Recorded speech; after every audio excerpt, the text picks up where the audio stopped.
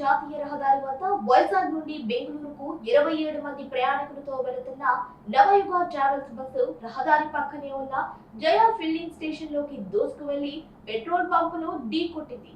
ఈ ఘటనలో petrol leak కాకపోవడం వల్ల పెను ప్రమాదం తప్పింది. అతి వేగంలో డ్రైవర్ నిద్రమత్తు కారణంగా వేగాన్ని అదుపు చేయలేకపోవడం కారణంగానే ఈ ప్రమాదం చోటు చేసుకుందని పోలీసులు తెలిపారు.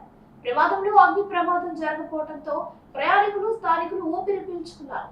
బస్సులో ప్రయాణిస్తున్న ప్రయాణికులు కానీ డ్రైవర్ కు కానీ క్లీనర్ కు కానీ ఎలాంటి గాయాలు కాలేదు. ప్రమాదం గురించి తెలుసుకున్న కోవూరు ఎస్ఐ రంగనాథ్ గౌడ్ తన సిబ్బంది వెంటనే స్పందించి ఘటనా స్థలానికి చేరుకుని బస్సును క్రేన్ సహాయంతో లాగి ప్రక్కన పెట్టి అగ్ని ప్రమాదం జరగకుండా తగు జాగ్రత్తలు పాటించారు.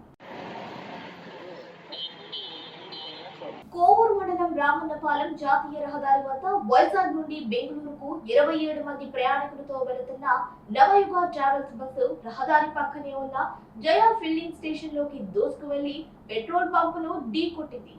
ఈ ఘటనలో పెట్రోల్ లీక్ కాకపోవడం వల్ల పెను ప్రమాదం తప్పింది. అతి వేగంలో డ్రైవర్ నిద్రమత్తు కారణంగా వేగాన్ని అదుపు చేయలేకపోవడం కారణంగానే ఈ ప్రమాదం చోటు చేసుకుందని పోలీసులు తెలిపారు.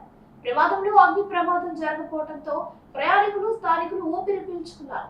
బస్సులో ప్రయాణిస్తున్న ప్రయాణికులు కానీ డ్రైవర్ కు కానీ క్లీనర్ కు కానీ ఎలాంటి గాయాలు కాలేదు. ప్రమాదం గురించి తెలుసుకున్న కోవూరు ఎస్ఐ రంగనాథ్ గౌడ్ తన సిబ్బంది వెంటనే స్పందించి ఘటనా స్థలానికి చేరుకుని బస్సును క్రేన్ సహాయంతో లాగి ప్రక్కన పెట్టి అగ్ని ప్రమాదం జరగకుండా తగు జాగ్రత్తలు పాటించారు.